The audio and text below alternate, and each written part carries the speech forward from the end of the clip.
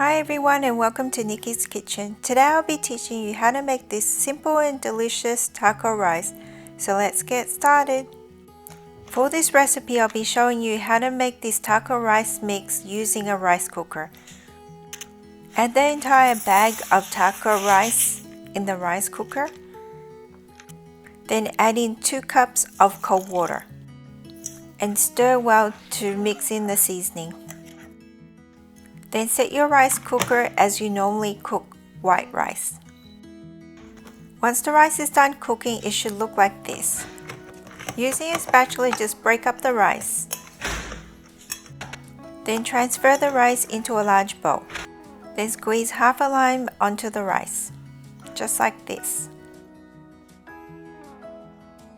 And combine well.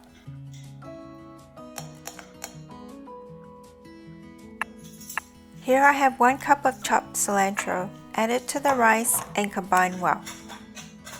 If you want to know more about my channel, hit the subscribe button for the latest updates and videos. And here you have it, simple and easy taco rice using a rice cooker. Thank you for watching and please subscribe to my channel and give me a big thumbs up. Bye for now and see you next time.